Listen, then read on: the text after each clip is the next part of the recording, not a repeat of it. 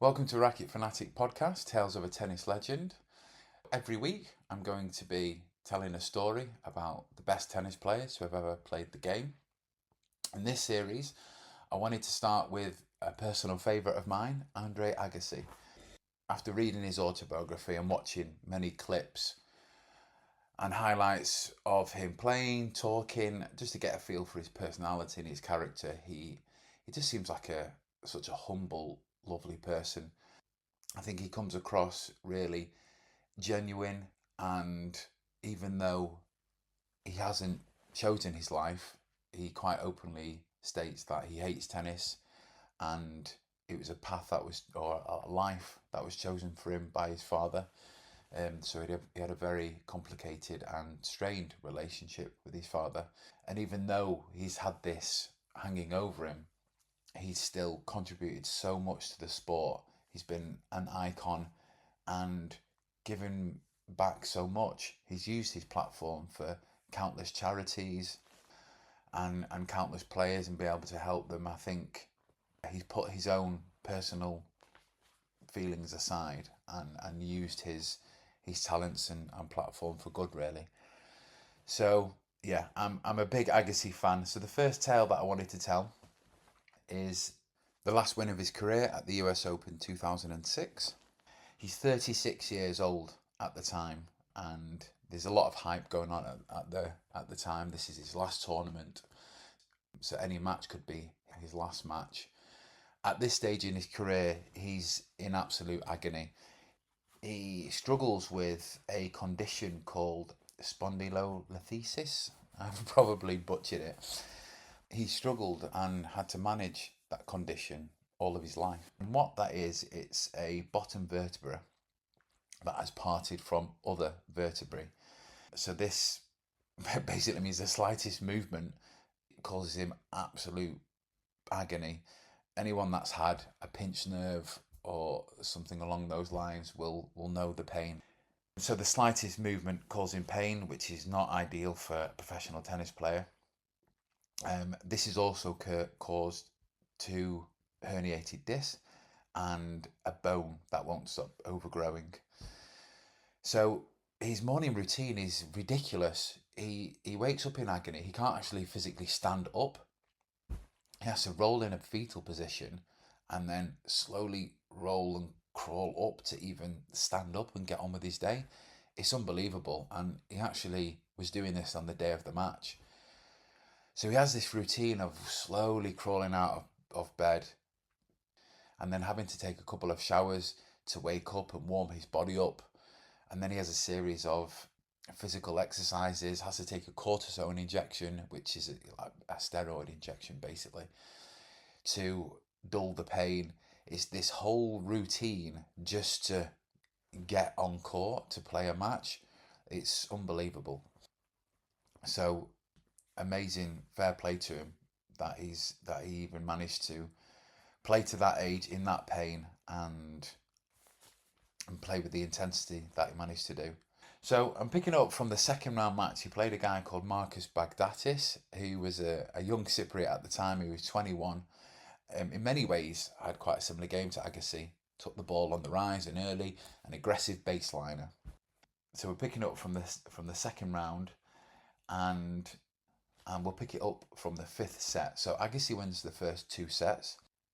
Baghdatis comes back and wins the next two. So we're in a fifth set of thriller. Both of them are at this stage. Of course, Agassi's feeling his back, and as well as that, his age. So he can feel his back and his body. He can feel the pain and the stress on it. And then we got Baghdatis, who, even though he's young, full of energy and enthusiasm, the occasion and the intensity and longevity of the match is getting to him too.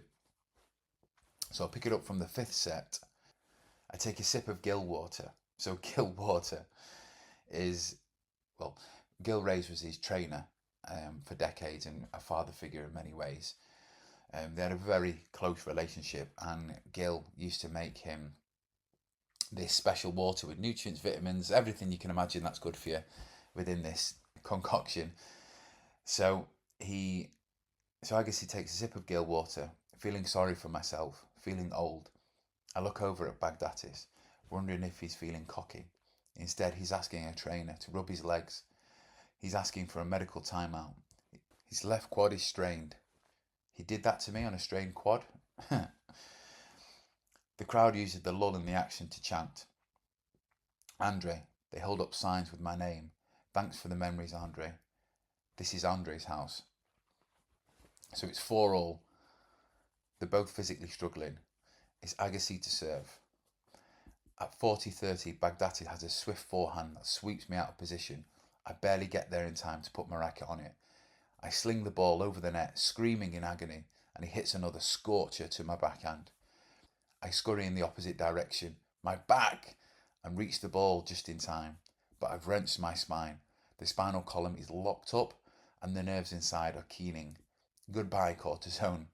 So we're at 4-all.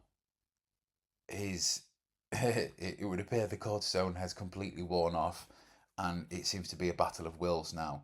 Baghdatis is struggling with, has had a medical timeout, and he's struggling with cramps. I've watched the highlights of this match, and I encourage you to go watch it. It's incredible. And there's times when Baghdatis is using his racket as a walking stick. He can barely stand up. He's many times resting on his knees. He's really in a lot of pain, and the cramps seem to have completely taken over his body. We have juice number 5, 6, 7, 8 juices. The crowd screams in disbelief. This is a game that seems to last for eternity. Baghdatis finally whips a backhand into the net. Game Agassi to take a 5-4 lead. Baghdatis comes back to 5-all. Agassi takes the lead to 6-5. It's looking like a tiebreak as Baghdatis goes up 40-15. Agassi fights him back to deuce. He wins the next point. Agassi knows he's a point away from taking the title. There's a quick, vicious exchange. He hits a wild forehand, and as the ball leaves his strings, he knows it's out. He knows he's won the match. And at the same moment, I know that I wouldn't have had the energy for one more swing. I meet Baghdatis at the net, take his hand, which is trembling. So Agassi wins the match. The crowd roars. Even though Agassi is celebrating, waving to the crowd, in his mind he's thinking to get off court as soon as possible. By the time I reach the locker room, I'm unable to walk. I'm unable to stand. I'm sinking to the floor. I'm on the ground. Darren and Gil arrive. Darren is his coach at the time. Slip my bag off my shoulder and lift me onto a table. Baghdatis' people deposit him on the table next to me. So the minute the match is finished, they run off court, and as they're walking along the tunnel, they both collapse, which is just astonishing. And we have 2 gladiators that the moment they leave the stadium completely collapse in exhaustion. So they're now on the beds next to each other. Gil squeezing my arm, handing me a recovery drink. I love you, Gil, says Agassi. Stephanie, who is Steffi Graf, is married to Andre Agassi, kisses him on the forehead and smiling. A trainer telling me the doctors are on the way. He turns on the TV above the table. I hear moans to my left. I turn my head slowly and see Baghdatis on the next table. His team is working on him. They stretch his quad, his hamstring cramps. They stretch his hamstring, his quad cramps. He tries to lie flat, his groin cramps. He kills into a ball and begs them to leave him be. Everyone clears out of the locker room. It's just the two of us. I turn back to the TV. So Baghdatis is in that much agony. Whatever way he turns or is stretched, he just screams out and tells everyone to leave, get away from him, get out the room. So it's just Agassi and Baghdatis alone in the room with the TV on above them. Moments later, something makes me turn back to Baghdatis, smiling at me. I hear my name coming from the TV. I turn my head. Highlights from the match. In my peripheral vision, I detect slight movement. I turn to see Baghdatis extending his hand. His face says, "We did that." I reach out, take his hand, and we remain this way, holding hands, as the TV flickers with scenes of our savage battle. That is a beautiful tale of 2 gladiators having an extraordinary battle. One gladiator at the end of his career, one gladiator at the beginning of his career, and now at the end when they're in pain, lying next to each other, they get to watch the highlights of themselves playing the match in the stadium, in the Arthur Ashe Stadium. That shows how much heart Agassi and Baghdatis both have and the respect for each other. I think it's an incredible and beautiful way to end such a savage and epic battle. And that is where I'll leave it for today. That is Racket Fanatic Podcast, Tales of a Tennis Legend. I'll see you next week.